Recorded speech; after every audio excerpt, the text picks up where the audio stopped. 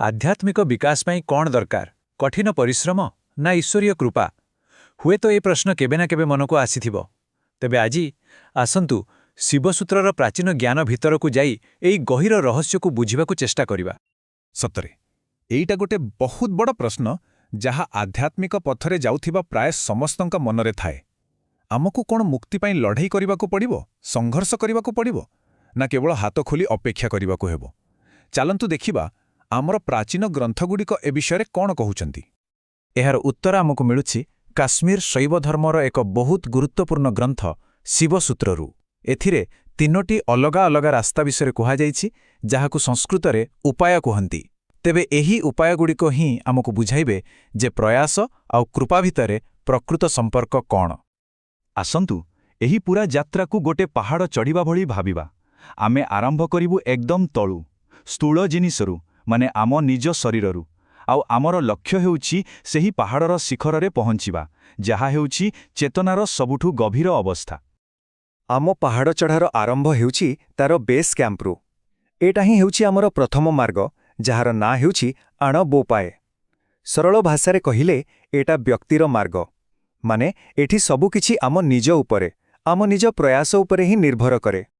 ତେବେ ଏହି ରାସ୍ତାରେ ସବୁକିଛି ଆମ ନିଜର ଚେଷ୍ଟା ଉପରେ ହିଁ ଚାଲେ। ଆମେ ଆମ ଶରୀର ଆଉ ମନକୁ ହିଁ ମୁଖ୍ୟ ହତିଆର ଭାବେ ବ୍ୟବହାର କରୁ, ଯେମିତିକି ଯୋଗ, ଧ୍ୟାନ କିମ୍ବା ନିଶ୍ୱାସ ପ୍ରଶ୍ୱାସର ଅଭ୍ୟାସ। ଏଇଟା ହେଉଛି ସେହି ମୂଳଦୁଆ ଯାହାକୁ ଆମକୁ ନିଜ ହାତରେ ହିଁ ତିଆରି କରିବାକୁ ପଡ଼େ। ଏହି ରାସ୍ତାରେ ଯିବା ପାଇଁ କିଛି ନିର୍ଦ୍ଦିଷ୍ଟ ଅଭ୍ୟାସ ରହିଛି, ଯେମିତିକି ଆସନ, ପ୍ରାଣାୟାମ, ମନ୍ତ୍ରଜପ ଆଉ ଧ୍ୟାନ। ଏସବୁର ମୂଳ ଉଦ୍ଦେଶ୍ୟ ହେଲା ଆମ ଭିତରେ ଥିବା ଅହଙ୍କାରକୁ ଟିକେ ଶାନ୍ତ କରିବା ଆଉ ଆମ ଜୀବନୀ ଶକ୍ତିକୁ ନିୟନ୍ତ୍ରଣକୁ ଆଣିବା। ସେଇଥିପାଇଁ ଯେଉଁମାନେ ଏହି ଯାତ୍ରା ଆରମ୍ଭ କରୁଛନ୍ତି ସେମାନଙ୍କ ପାଇଁ ଏଇଟା ଏକଦମ୍ ସଠିକ୍ ଆରମ୍ଭ। କିନ୍ତୁ ଏଠାରେ ଗୋଟେ ସତର୍କ ରହିବାର କଥା ଅଛି। ଏହି ରାସ୍ତାରେ ଯେତେବେଳେ ଆମେ ଏତେ ପରିଶ୍ରମ କରୁଛୁ, ସେତେବେଳେ ଗୋଟେ ବିପଦ ବି ଥାଏ। ଆମେ ଯେଉଁ ଅହଙ୍କାରକୁ କମେଇବାକୁ ଚେଷ୍ଟା କରୁଛୁ, ସେହି ଅହଙ୍କାର ମୁଁ ଏସବୁ କରୁଛି ଭାବନାରେ ଆହୁରି ଶକ୍ତିଶାଳୀ ହୋଇଯାଇପାରେ। ଏଇଟା ଏକ ସୂକ୍ଷ୍ମ ଜାଲ। ଆଚ୍ଛା, ତେବେ ବେସ୍ କ୍ୟାମ୍ପରୁ ଆମେ ଟିକେ ଉପରକୁ ଉଠିଲେ। ଏବେ ଆମେ ପାହାଡ଼ ଚଢ଼ାର ଦ୍ୱିତୀୟ ପର୍ଯ୍ୟାୟରେ ପହଞ୍ଚିଛେ। ଏହି ରାସ୍ତା ହେଉଛି ଶାକ୍ତୋପାଏ। ଏଠାରେ ଆମର ଧ୍ୟାନ ଆଉ ଶରୀର ଉପରେ ନୁହେଁ, ବରଂ ଏହାଠୁ ଆହୁରି ସୂକ୍ଷ୍ମ ସ୍ତରକୁ, ମାନେ ମନ ଆଉ ଶକ୍ତି ଉପରକୁ ଚାଲିଯାଏ। ଏହି ରାସ୍ତାର ସବୁଠୁ ବଡ଼ କଥା ହେଲା ଏହାର ସନ୍ତୁଳନ। ଦେଖନ୍ତୁ, ଏଠି 50% ଆମର ପ୍ରୟାସ ଆଉ 50% ଦିବ୍ୟ କୃପା, ଦୁଇଟା ଯାକ ମିଶି କାମ କରନ୍ତି। ଏଇଟା ସେହି ସାଧକମାନଙ୍କ ପାଇଁ ଯେଉଁମାନଙ୍କର ମନ ଆଗୁ ଅପେକ୍ଷା ଟିକେ ସ୍ଥିର ଆଉ ଶାନ୍ତ ହୋଇସାରିଛି। ଏଠି କୌଶଳଗୁଡ଼ିକ ଟିକେ ଅଲଗା।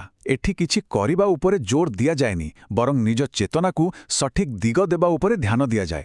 ଯେମିତିକି ମୁଁ ଭାବନା ଉପରେ ଚିନ୍ତନ କରିବା କିମ୍ବା ନିଜ ଭିତରେ ଥିବା ଶୂନ୍ୟତାକୁ ଅନୁଭବ କରିବା। ଏହି ସବୁ ସୂକ୍ଷ୍ମ ଅଭ୍ୟାସ ଦ୍ୱାରା ଦିବ୍ୟ ଶକ୍ତିର କୃପା ଲାଭ ହୁଏ ଆଉ ଆମେ ଶେଷ ପାହାଚ ପାଇଁ ପ୍ରସ୍ତୁତ ହୋଇଯାଉ। ଆଉ ଶେଷରେ ଆମେ ପାହାଡ଼ର ଶିଖରରେ ପହଞ୍ଚିଗଲେ। ଏହା ହେଉଛି ସାମ୍ଭବ ପାଏ। ଏଇଟା ସବୁଠାରୁ ସିଧା, ସବୁଠାରୁ ସୂକ୍ଷ୍ମ ରାସ୍ତା। ଏହାକୁ ଶିବଙ୍କ ନିଜ ମାର୍ଗ ବୋଲି ମଧ୍ୟ କୁହାଯାଏ। ଏଠି ଶିଖରରେ ଆଉ କୌଣସି ପ୍ରୟାସ ବା କର୍ମ କରିବାର ନାହିଁ। ଏଠି କେବଳ ଅଛି ସମ୍ପୂର୍ଣ୍ଣ ସମର୍ପଣ। ଏହା ହେଉଛି କୃପାକୁ ଗ୍ରହଣ କରିବାର କଳା। ଏହି ରାସ୍ତା କେବଳ ସେହି ଉନ୍ନତ ସାଧକମାନଙ୍କ ପାଇଁ ଯେଉଁମାନେ ଗୋଟିଏ ମୁହୂର୍ତ୍ତରେ ନିଜର ପ୍ରକୃତ ଦିବ୍ୟ ସ୍ୱରୂପକୁ ଚିହ୍ନି ପାରନ୍ତି। ଏଠି କୌଣସି କୌଶଳ ବା ଅଭ୍ୟାସ ନାହିଁ। ବସ୍ ଯେକୌଣସି ବିଚାର ବା ଭାବନା ମନକୁ ଆସିଲା, ତାକୁ କେବଳ ଆତ୍ମାର ଏକ ଅଭିବ୍ୟକ୍ତି ବୋଲି ଚିହ୍ନି ନେବାର ଅଛି, ଆଉ କିଛି କରିବାର ନାହିଁ। ବସ୍ ସେହି ସଚେତନତାରେ ରହିଯିବାର ଅଛି। ଏହା ଏକ ଏମିତି ଅବସ୍ଥା ଯେଉଁଠି ଆମର ଛୋଟ ମୁଁଟି ସେହି ବିରାଟ ଚେତନାର ସମୁଦ୍ରରେ ମିଶିଯାଏ। ତେବେ ଏହି 3ଟି ରାସ୍ତା ଭିତରୁ କେଉଁଟା ଠିକ୍, କେଉଁ ରାସ୍ତାରେ ଯିବା କଥା, ଜାଣିଲେ ଆଶ୍ଚର୍ଯ୍ୟ ହେବେ। ଏଠି କୌଣସି ଗୋଟିଏ ରାସ୍ତା ସବୁଠୁ ଭଲ ବୋଲି କିଛି ନାହିଁ। ଏଇଟା ଦେଖନ୍ତୁ, ପ୍ରତ୍ୟେକ ମାର୍ଗ, ପ୍ରତ୍ୟେକ ଉପାୟ ଆଧ୍ୟାତ୍ମିକ ପ୍ରସ୍ତୁତିର ଗୋଟେ ଗୋଟେ ଅଲଗା ସ୍ତର ପାଇଁ ଉଦ୍ଦିଷ୍ଟ। ଆଣବୋପାୟ ଆରମ୍ଭ କରୁଥିବା ଲୋକଙ୍କ ପାଇଁ, ଶାକ୍ତୋପାୟ ମଝି ସ୍ତରର ସାଧକଙ୍କ ପାଇଁ, ଆଉ ଶାମ୍ଭବୋପାୟ ଉନ୍ନତ ସାଧକଙ୍କ ପାଇଁ। ତେଣୁ ଏଇଟା ଗୋଟେ ସିଡ଼ି ନୁହେଁ, ବରଂ ଗୋଟେ ମାନଚିତ୍ର ଭଳି, ଯାହା ସମସ୍ତଙ୍କୁ ସେହି ଗୋଟିଏ ଲକ୍ଷ୍ୟରେ ପହଞ୍ଚିବା ପାଇଁ ଅଲଗା ଅଲଗା ରାସ୍ତା ଦେଖାଏ। ତେଣୁ ଏସବୁର ଶେଷ କଥା କ'ଣ? ଶେଷ କଥା ହେଉଛି କୌଣସି ଉପର ସ୍ତରର ରାସ୍ତାକୁ ଯିବା ପାଇଁ ତରବର ହେବାର ନାହିଁ, ବରଂ ନିଜକୁ ସଚ୍ଚୋଟ ଭାବରେ ଦେଖିବାର ଅଛି ଆଉ ନିଜକୁ ପଚାରିବାର ଅଛି, ମୁଁ ଏବେ କେଉଁଠି ଅଛି, ମୋ ପାଇଁ କେଉଁ ପାହାଚଟା ଠିକ୍, ଆଉ ଯେଉଁଠି ବି ଅଛନ୍ତି ସେଠାରୁ ହିଁ ସାହସର ସହିତ ଆଗକୁ ପାଦ ବଢ଼ାଇବାର ଅଛି।